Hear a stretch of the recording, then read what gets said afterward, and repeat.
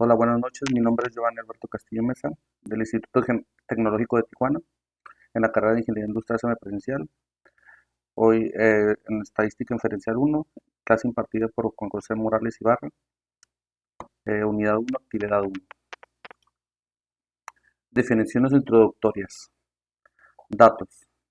Son un conjunto de datos, información recolectada, como mediciones, géneros, respuestas de encuesta, estadística. Es la ciencia que se encarga de planear estudios y experimentos, obtener datos y luego organizar, resumir, presentar, analizar e interpretar. La información planteada extraer conclusiones basadas en los datos. Población. Es un conjunto completo de todos los elementos, puntuaciones, personas, mediciones, etc., que se someten a estudios. El conjunto es completo pero incluye a todos los sujetos que se estudiarán. Censo. Es el conjunto de datos de cada uno de los miembros de la población. Muestra su conjunto de miembros seleccionados de una población. Concepto clave. Pensamiento estadístico. En esta sección se introducen los principios básicos de pensamiento estadístico que se utilizan a lo largo de este libro, ya sea realizando análisis estadístico con datos reunidos o examinados de una realizado por alguien más. No aceptar los cálculos a ciegas tomando los siguientes factores: contexto de los datos, fuente de los datos, método de muestreo, conclusiones e implicaciones prácticas. Pensamiento estadístico. Ejercicios de la página 9 y 11. Resolver ejercicios 8, 9 y 10. Multa por exceso de velocidad. Mientras conducía a su casa en Connecticut, David Lutherman fue multado por conducir a 205 millas por hora en una ruta con límite de velocidad de 50 millas por hora. R. Posible, pero muy poco probable.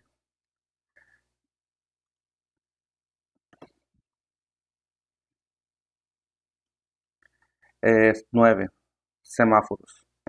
Mientras conducía por la ciudad, Mark Andretti se encontró con 3 semáforos consecutivos y todos estaban en verde. Es posible y es probable. Día de Acción de Gracias.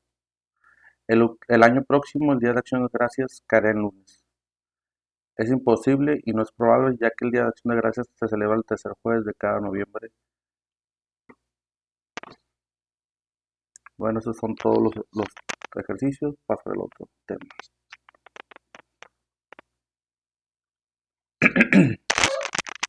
Concepto clave. Un objetivo de la estadística es realizar inferencias generalizaciones acerca de una población, además de los términos población y muestra, que se definieron al principio de este capítulo. Se necesita conocer el significado de los conceptos parámetros y estadísticos. Un parámetro es una medición numérica que describe algunas características de una población. Ejemplo, hay exactamente 100 senadores en el 190 Congreso de Estados Unidos y el 55 de ellos son republicanos. La cifra del 55% es un parámetro porque está basada en la población de todos los 100 senadores. Y un estadístico es una medición numérica que describe alguna característica de muestra. Ejemplo, en 1936, Dickens encuestó a 2.3 millones de adultos estadounidenses y el 57 dijo que votaría por Al Landon para la presidencia. La cifra del 57 es un estadístico, ya que se basa en una muestra y en una población completa de todos los adultos de Estados Unidos. Datos cuantitativos o numéricos. Consiste en números que se representan en conteos y mediciones. Ejemplo, datos cuantitativos, las edades en años de los participantes en encuestas. Datos categóricos, cualitativos o de atributo. Consiste en nombres o etiquetas que no son números y que por lo tanto no representan conteos ni mediciones. Ejemplo, datos categóricos. La afiliación de partidos políticos, demócrata y republicano, independiente u otro, de los participantes en encuestas. Los datos cuantitativos se distinguen entre los tipos discretos y continuos. Datos discretos. Estos resultan cuando el número de valores posibles en un número finito o número que puede contarse, es decir, el número de valores posibles es 0, 1 o 2, etc. Un ejemplo es el número de huevos que ponen las gallinas. Son datos discretos porque representan conteos. Datos continuos. Resultan en un número infinito de posibles valores que corresponden a alguna escala continua y cubre un rango de valores sin huecos, interrupciones o saltos. Ejemplo, la cantidad de leche que producen las vacas son datos continuos porque son mediciones que pueden tomar cualquier valor dentro de un continuo. Durante un año una vaca produce una cantidad de leche que puede ser cualquier valor entre 0 y 7.000 litros. Es posible obtener 5.678.234 litros porque la vaca no está restringida a cantidades discretas de 0, 1 o de 7.000 litros. Son datos enteros. Se clasifican en 4 niveles de medición: nominal, ordinal, intervalo y razón. Nominal. Se caracteriza por datos que consisten exclusivamente en nombres, etiquetas o categorías. Los datos no se pueden acomodar en un esquema de orden de más alto al más bajo. Ejemplo: sí, no, indeciso. La respuesta es sí o no e indeciso en una encuesta. Ordinal. Cuando pueden acomodarse en algún orden, aunque la diferencia entre los valores de los datos obtenidos por medio de una respuesta no pueden calcularse o carecen de significado. Ejemplo: las calificaciones de un curso. Un profesor universitario asigna calificaciones de A, B, C, D o F. Tales calificaciones se pueden ordenar, aunque no es posible determinar diferencia entre ellas. Por ejemplo, sabemos que A es mayor que B, por lo que hay un orden, pero no podemos restar B de A, de manera que no es posible calcular la diferencia. Intervalo. Se parece al nivel ordinal, pero con la propiedad adicional de que la diferencia entre los dos valores de datos cualquiera tiene un significado, lo cual este nivel no tiene punto de partida, cero, donde la cantidad que representa corresponde a nada. Ejemplo: años. Los años 1492 y 1776. El tiempo no coincidió en el año cero, por lo que el año cero es arbitrario y no constituye un punto de partida cero natural que represente la ausencia de tiempo. Razón. Es similar al nivel de intervalo, pero con la propiedad adicional de que si tiene un punto de partida cero natural, donde el cero indica que nada de la cantidad está presente. Para valores de este nivel, tanto las diferencias como las razones tienen significado. Ejemplo: las distancias en kilómetros recorridos por automóviles, 0 kilómetros, representan ninguna distancia recorrida, y 400 es el doble de 200 kilómetros.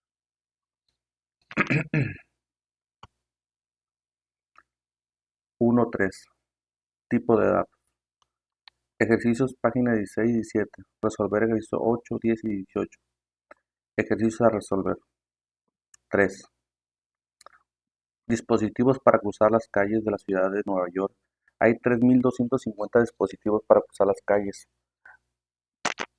Los peatones tienen que presionar un botón de dicho dispositivo, ubicados en las intersecciones de tránsito, para controlar las luces del semáforo.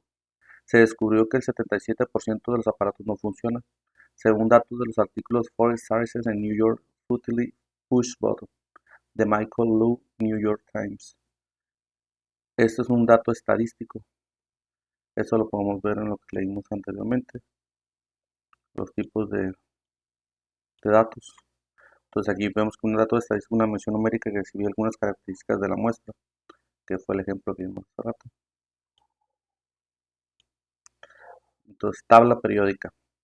El peso atómico promedio o la media de peso atómico de todos los elementos de la tabla periódica es de 134.355 unidades de masa atómica unificada. Es un estadístico de parámetro. Entonces, si lo revisamos, decimos que un parámetro es una medición numérica que describe algunas características de una población. Entonces la tabla periódica sería una población, ya que son todos los elementos químicos que existen en la naturaleza. Nos vamos al 18. Presión sanguínea. Se elige a una mujer al azar y cuando se mide su presión sanguínea se obtiene una presión sistólica de 61 miligramos de mercurio. R. Estadístico. Como ya lo hemos visto en lo anterior, estadístico es una mención numérica que describe algunas características de muestra. Entonces, como esta es una sola persona, es una muestra solamente. Vamos a la siguiente página. Concepto clave. El objeto de esta sesión consiste en mejorar nuestras habilidades de interpretar información basada en datos. Es fácil ingresar datos en una computadora y obtener resultados. Sin embargo, a menos que los datos se elijan de forma cuidadosa, el resultado podría ser útil. En lugar de utilizar fórmulas y procedimientos, debemos de formar cuidadosamente sobre los datos, de dónde se obtuvieron, el método de colección, las conclusiones obtenidas y las implicaciones prácticas. Prácticas erróneas. Gráficas y su uso inadecuado. A menudo los datos estadísticos se presentan de forma visual, es decir, en gráficas. Los datos presentados gráficamente deben interpretarse de forma cuidadosa. Muestras erróneas. Algunas muestras erróneas en el sentido de que el método empleado para recabar los datos arruina la muestra de modo posible que ésta se encuentre sesgada, es decir, que no sea representativo de la población de la que se obtuvo. Muestra de respuesta voluntaria o muestra autoseleccionada. Es aquella que los propios sujetos deciden incorporarse. Ejemplo, la revista Newsweek realizó una encuesta sobre el sitio web Napster, el cual permitió el libre acceso a la copia de CDs musicales. Se planteó la siguiente pregunta a los lectores. ¿Continuaría utilizando Napster si tuviera que pagar una cuota? Los lectores podían registrar sus respuestas. Se presentan algunas muestras de respuestas voluntarias, encuestas por Internet, donde los sujetos deciden si responder o no. Encuestas por correo, donde los sujetos deciden si responder o no. Encuestas telefónicas, donde anuncios televisivos, de radio o de periódico piden al lector que llame voluntariamente a un número especial para registrar su opinión. Con este tipo de muestras de respuesta voluntaria, solo se logran conclusiones válidas sobre el grupo de gente específico que decidió participar, aunque en este caso una práctica común consiste en afirmar o extraer conclusiones incorrectas acerca de una población más grande. Desde el punto de vista estadístico, una muestra de este tipo es defectuosa y no se debe usar para hacer afirmaciones generales sobre una población más grande. Correlación y causalidad. Otra forma de interpretar datos estadísticos consiste en encontrar una asociación estadística entre dos variables y concluir que una de ellas es la causa o afecta directamente a la otra variable. Como mencionamos, es posible que parezca que dos variables como el tabaquismo y la frecuencia del pulso estén relacionadas. Esta relación se denomina correlación. Sin embargo, incluso si descubrimos que el número de cigarrillos se relaciona con la frecuencia del pulso, no podríamos concluir que una variable causó la otra. En específico, una correlación no implica causalidad. Resultados reportados. Cuando recaba datos de personas, es mejor tomar las medidas en lugar de pedir a los sujetos que reporten resultados. Si se pregunta a la gente, ¿cuál es su peso? Es muy probable que proporcione su peso deseado y no su peso real. Si usted realmente desea obtener datos de pesos exactos, es mejor utilizar una báscula y pesar los individuos. Ejemplo. Conducta de votación. Cuando se entrevistó a 1,002 posibles votantes, el 70% de ellos dijeron haber votado en una reciente elección presidencial. Con base en datos de la ICR Research Group, sin embargo, los registros de votación indican que solo el 61% de los posibles votantes realmente votaron. Muestras pequeñas. Las conclusiones no deben basarse en muestras demasiado pequeñas. Ejemplo. La organización Children's Defense Fund publicó Children Out of School in America, donde se informó que de los estudiantes de secundaria suspendidos en una región, el 67% fueron suspendidos al menos 3 veces. Pero esta cifra está basada en una muestra de tan solo 3 estudiantes. Los informes en los medios de comunicación no mencionaron que el tamaño de la muestra era muy pequeño. En los capítulos 7 y 8 veremos que en ocasiones podemos hacer algunas inferencias valiosas a partir de muestras pequeñas, pero debemos tener cuidado de verificar si se satisfacen los requisitos necesarios. Porcentajes. En algunos estudios se citan porcentajes confusos o poco claros. Recuerden que el 100% de alguna cantidad se refiere a la totalidad y que por lo general no está justificado hacer referencia a porcentajes mayores del 100%. Otro ejemplo de porcentaje erróneo. al referirse a la pérdida de equipaje. Continental Airlines publicó anuncios que afirman que se trataba de un rubro que mejoraban un 100% durante los últimos 6 meses. En un artículo editorial que criticaba este dato estadístico, el New York Times interpretó correctamente que la cifra de mejora en un 100% significa que ya no pierde el equipaje, un logro del que todavía no disfruta Continental Airlines. Otro son las preguntas que inducen respuestas o preguntas cargadas. Si las respuestas de encuestas no se redactan de forma cuidadosa, los resultados de un estudio pueden ser engañosos. Es posible que las preguntas de encuesta estén cargadas o redactadas intencionalmente para obtener la respuesta deseada. Un ejemplo, el efecto de la reacción de una pregunta. Observe las tasas reales de las respuestas afirmativas para las diferentes formas de redacción de una pregunta. 97% sí. ¿Debería el presidente utilizar su poder de veto para eliminar los desperdicios? 57% sí. ¿Debería el presidente utilizar su voto de veto o no? Orden de las respuestas, orden de las preguntas.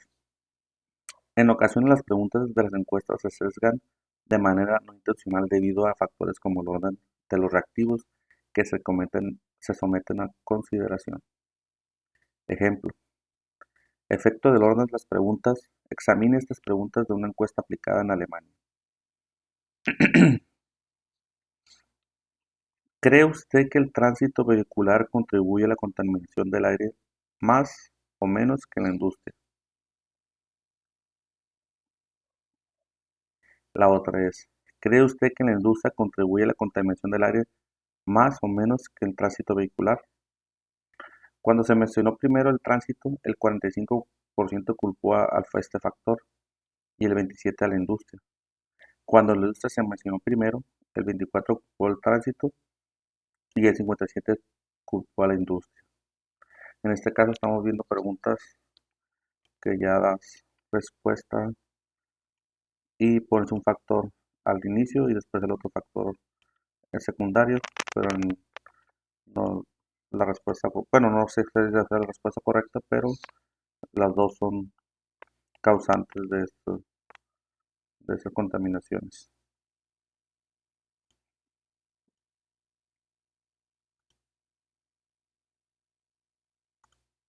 Y seguimos.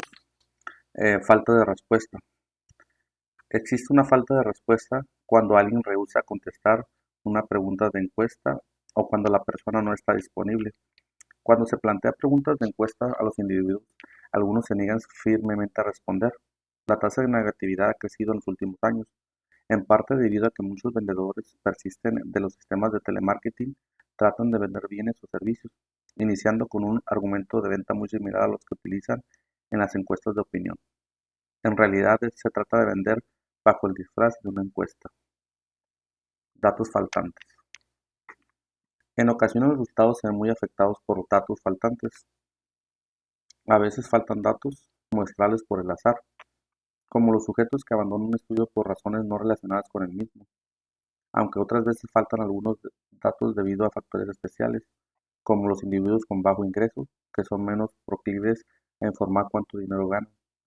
Es decir, es bien sabido que en el censo de Estados Unidos hay personas faltantes, quienes a menudo pertenecen a los grupos bajos ingresos o sin hogar o homeless. Estudio para el propio beneficio. En ocasiones los estudios reciben el patrocinio de grupos con intereses específicos. Ejemplo, de acuerdo con una encuesta nacional aplicada a 250 empleadores profesionales, las razones más comunes por las que un solicitante de empleo no logró dar una buena impresión fue la de llevarse los zapatos deseados. Números precisos. En la actualidad hay 103.215.027 hogares en Estados Unidos. Puesto que esta cifra es muy precisa, mucha gente considera erróneo que también es exacta.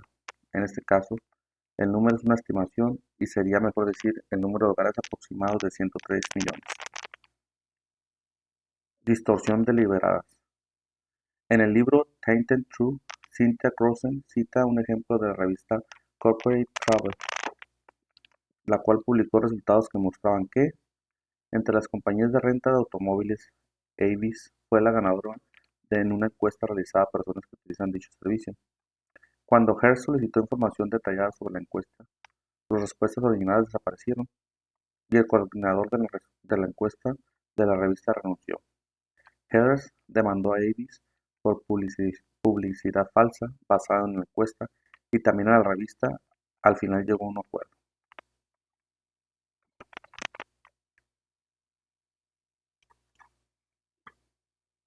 Estudio para propio beneficio. En ocasiones, en ocasiones los estudios reciben el patrocinio de grupos con intereses específicos.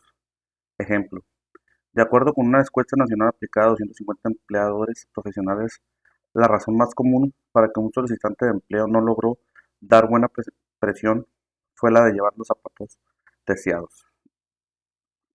Números precisos.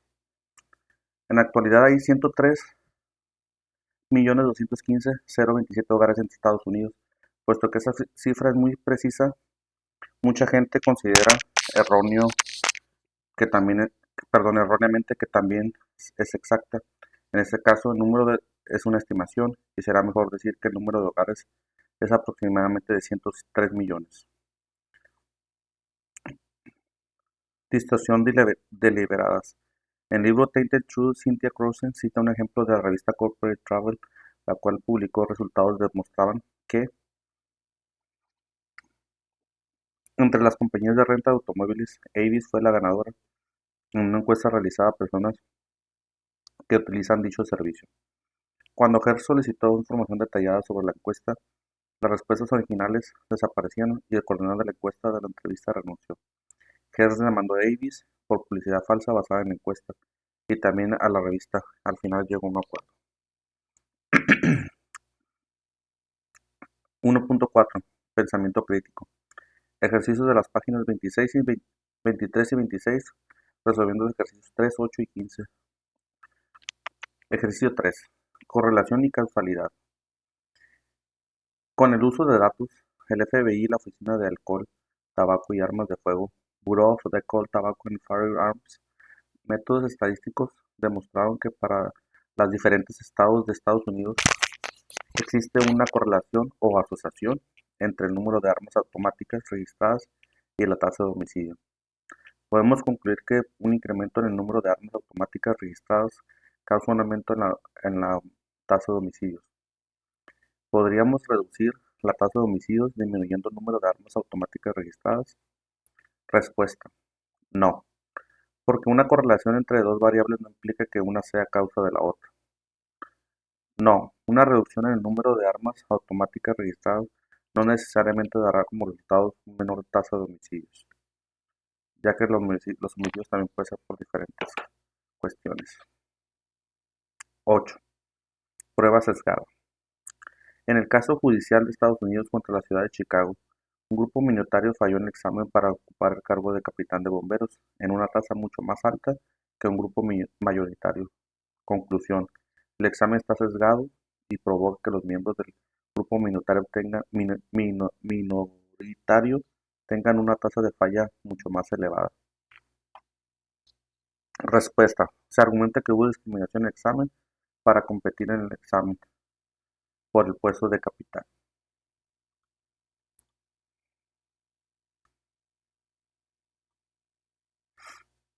15.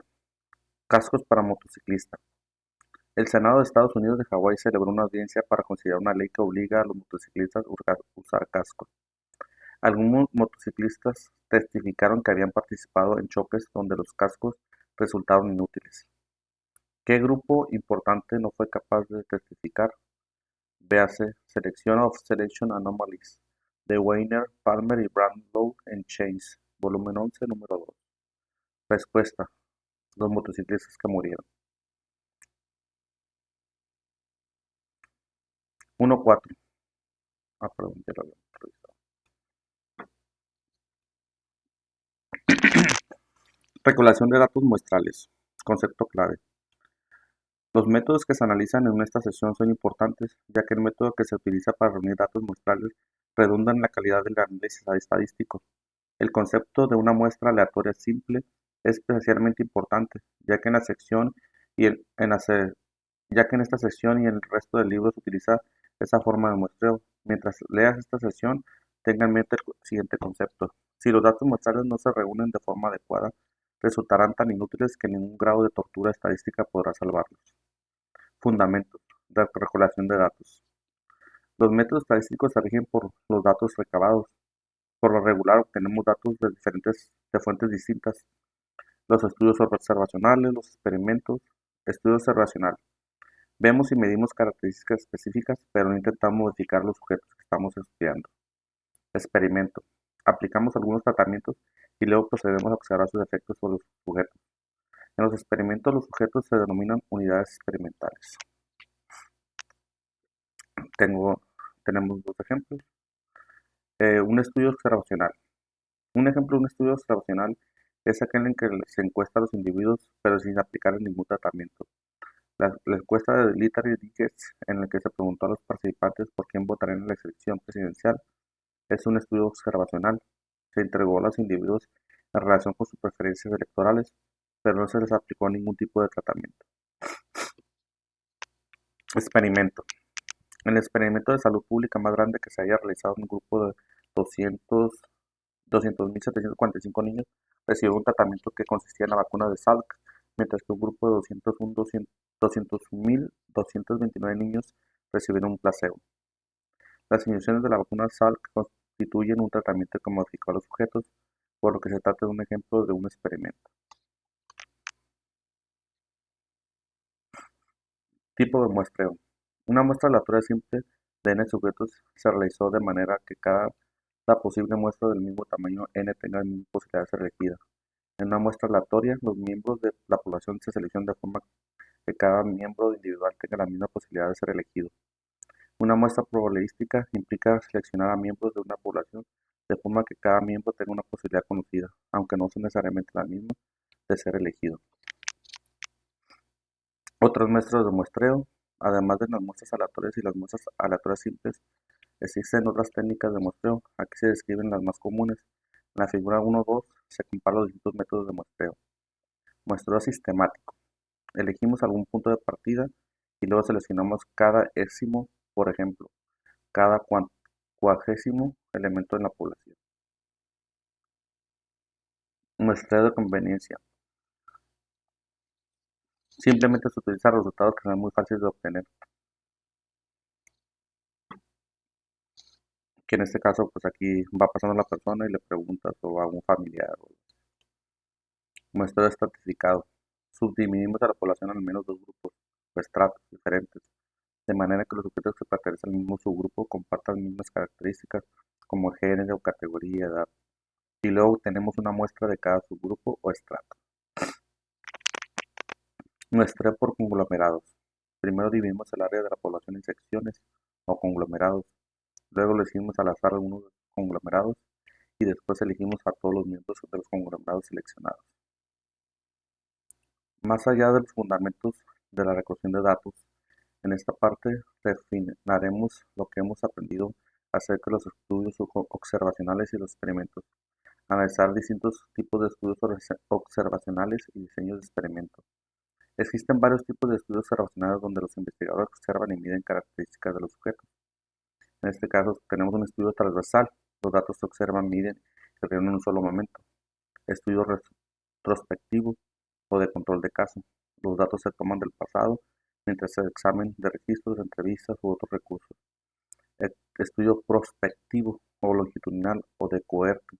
Los datos se reúnen en el futuro y se toman de grupos llamados cohortes que comparten factores comunes.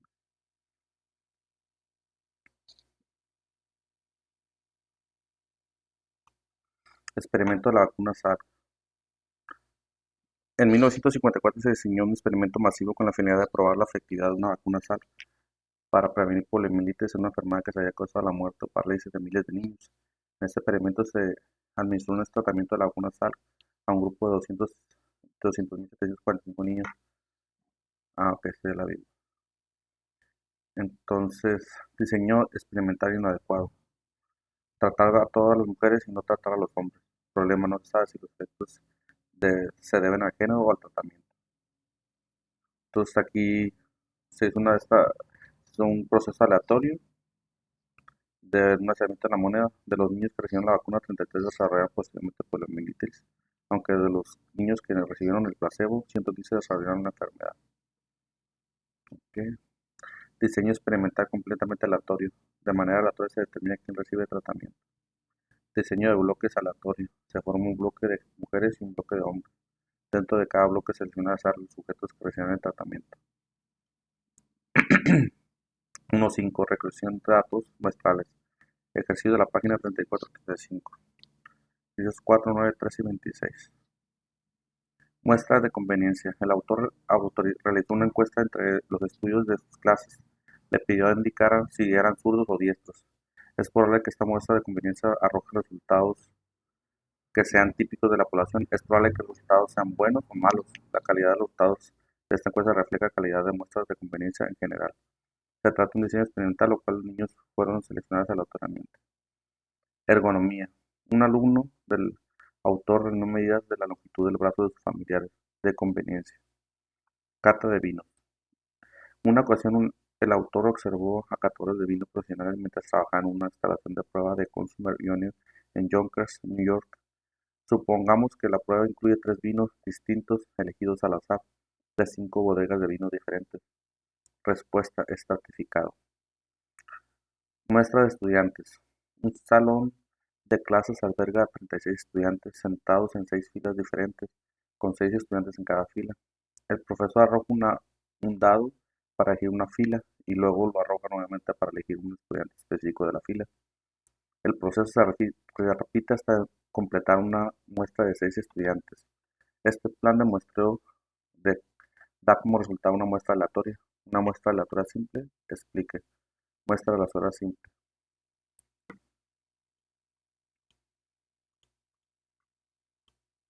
Respuesta.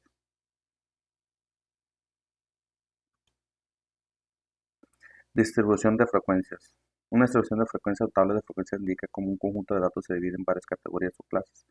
Al listar todas un conjunto de números o valores de datos hay que cada uno. Definiciones importantes. Los límites inferiores de clases son las cifras más pequeñas que pueden pertenecer a diferentes clases. Los límites superiores de clases son las cifras más grandes que pueden pertenecer a diferentes clases. Las fronteras de clases son las cifras que se utilizan para separar las clases, pero sin los espacios creados por los límites de clase. Las marcas de clases son los puntos medios de las clases. Y la anchura de la clase es la diferencia entre los dos límites inferiores de cada clase, consecutivos a dos fronteras inferiores de clases consecutivas en una distribución de frecuencia. Procedimiento: para construir una distribución de frecuencia, determine el número de clases que desea, el cual debe estar entre 5 y 20. El número que elija puede ser ajustado en la comodidad de usar cifras enteras. Calcule la anchura de clase. Valor más alto menos valor más bajo entre el número de clases. Comience a elegir un número para el límite inferior de la primera clase. Elija valor dado más bajo a un valor conveniente que sea un poco más pequeño. Usando el límite inferior de la clase y la anchura de clase, proceda a listar los demás límites inferiores de clase. Sume la anchura de clase al límite inferior de la primera clase para obtener el segundo límite inferior de clase. Después sume la anchura de clase al segundo límite inferior de clase para obtener el tercero y así sucesivamente. Anote los límites inferiores de la clase de la columna vertical y luego proceda a anotar los límites superiores de la clase. Tome el valor de cada dato y ponga una marca en cada clase adecuada. Agrega las marcas para obtener la frecuencia total de la clase. Procedimiento para construir una distribución de frecuencia. En este caso selecciona 7 clases. Se calcula la largura, la anchura de la clase. Son 124 muestras menos 60 entre 7 es igual a 9.142857, que es mayor que el 10. La anchura de la clase es 10. Se elige 60 como primer límite inferior de clase y ya que este valor es el más bajo de la lista y un número conveniente. Se suma la anchura de la clase que son 10. Para determinar el segundo límite inferior de la clase de 70, continúe y suma la anchura de 10. Y así se van sumando los 10 hasta 120. Liste los límites inferiores de la clase de forma vertical con su muestra al margen. Con esta lista podemos identificar con facilidad los límites superiores de la clase, que son 69, 79, 89, 99, 109, 119, 129. Y los puntos medios de las clases o las marcas de clases de la tabla son 64 y medio, 74 y medio, 84 y medio, 94 y medio. Nos vamos al 2.2, distribución de frecuencias. Ejercicio de la página 52-55.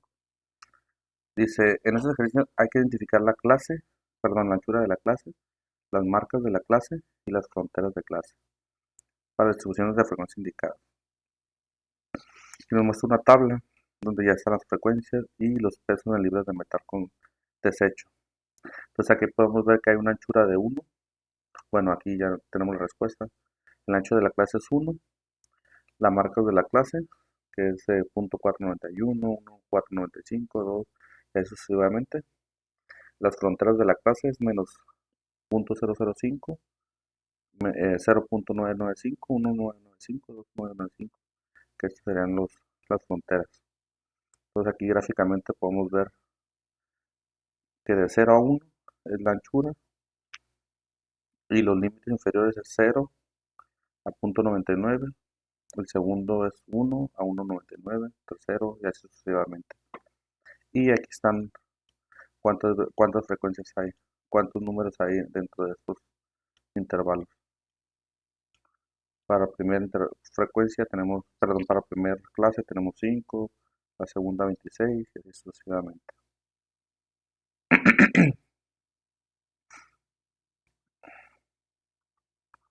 Ok, aquí nos dice distribución de frecuencias.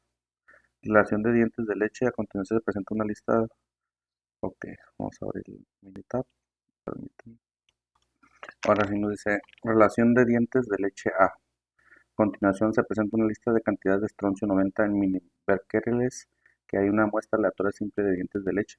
La muestra se obtuvo de los residentes de Pensilvania nacidos después de 1979 con base en datos en un Spec Rising Strontium 90 en USA Decisus Teeth en the 90s de Mangano et al. A Science of the Total Environment. Construye una distribución de frecuencia con 8 clases, inicie con un límite inferior de clase de 110 y utiliza una anchura de clase de 10. Okay.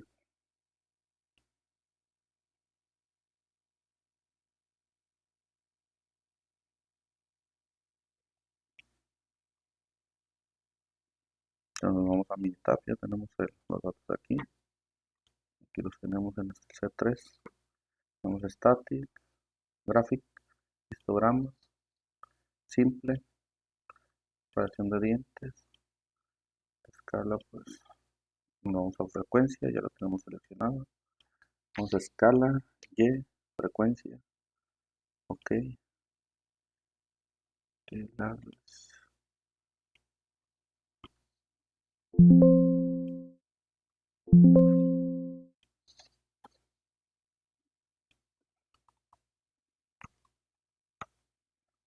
con el subtítulo, frecuencia, relación de leche, le damos ok. Data view, pues no vamos nada, vamos en barras, data option, dejamos como está, damos ok.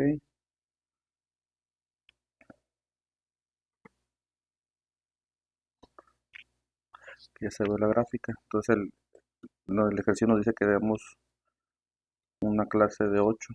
Vamos aquí, Benny, vamos a número de intervalos, ya ponemos 8, le damos ok, aquí nos damos cuenta que empezamos 110, le damos ok.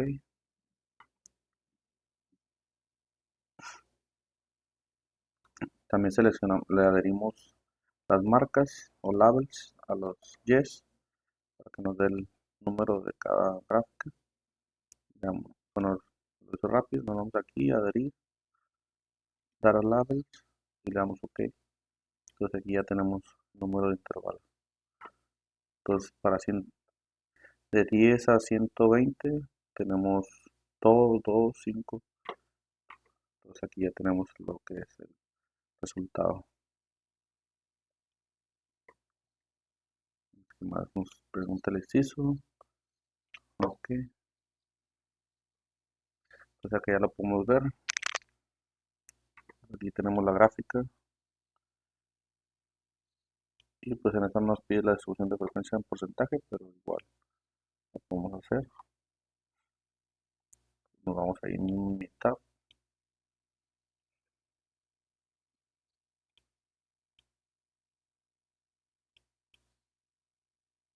Le podemos dar control E,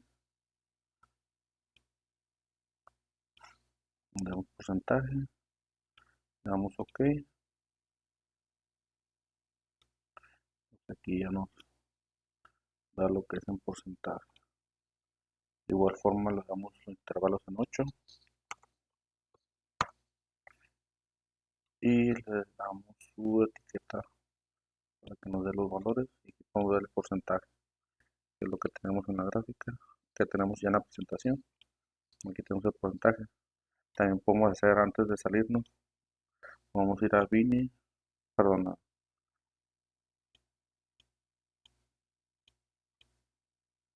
le damos OK.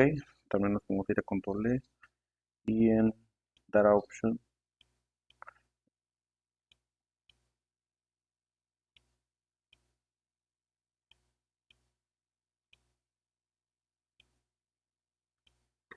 le podemos hacer acumulativos para que nos dé el valor acumulativo. Entonces ya en este también hay que editarlo, poner las marcas y todo. Y poner el número de intervalos, que son 8. Ya tenemos lo de acumulativo. Entonces, pero la expresión lo pide solamente el histograma y perdón, y sus escalas, sus clases. Ok, vamos al siguiente. Bueno, aquí nos dice que hay que hacer, analizar la basura desechada de 62 hogares, remitirnos a los 62 pesos de papel desechados en la apéndice B. Nos marcan que generamos una distribución de frecuencia con un límite inferior de 1 libra y utilizar una anchura de 4 libras para el peso de papel desechado, a ver si tiene una distribución normal, comparar los pesos también. Entonces vamos a mitad, ya tenemos todo, gráficas, programa, simple, peso en libras, ok. Entonces de este lado le ponemos a cuántas clases nos pidió 4. Vamos a editar, los binning, damos un número de intervalos y aquí ponemos las claves que nos pidió 4. Damos OK. Entonces ahí ya tenemos el histograma, nos vamos a adherir, también le agregamos las etiquetas para que nos diga cuánto dio aquí normal. Entonces ahí ya tenemos nuestra tabla, nuestro histograma, nuestras clases y nuestros resultados por clase, que son 8, 7, 16 y 29. Entonces vamos a ver qué sigue. Aquí dice un grupo sanguíneo A contiene, a continuación se presenta una lista de grupos sanguíneos A, O, A y B y A o B de donadores de sangre elegidos al azar. Con base en los datos de Greiner New York Blood Program, construye una tabla donde resuman la distribución de frecuencia de estos grupos sanguíneos. Entonces aquí tenemos los grupos de la O de la O a B, O y B. Entonces de A a B tenemos uno, 2, 3, 3 no solamente. Pues aquí ya está construido el gráfico. Si nos damos cuenta, el AB son 3 veces lo que se repiten. Aquí está 1, 2, 3. La B se repite 5 veces. 1, 2, 3, 4, 5. Y la 20 veces. Pues de esta forma podemos saber cuántas fueron. Entonces aquí ya está hecho lo que es la gráfica, bueno, la gráfica, las frecuencias. Entonces para O tenemos 22 frecuencias, A 20, para B 5 y para B 3 de su grupo sanguíneo.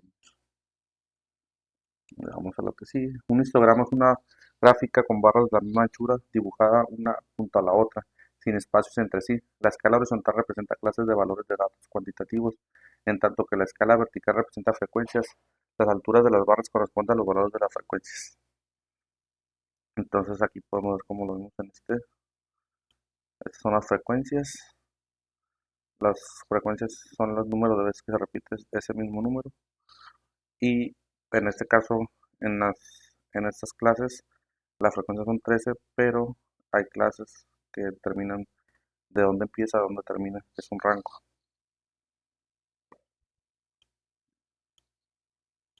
Ok, siguiente.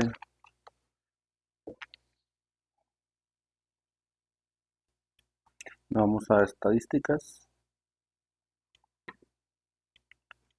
Ya tenemos los tornillos, medidas, 3/4. Vamos a gráficas, histograma, una, tornillo. Ok, el ejercicio nos pide que revisemos.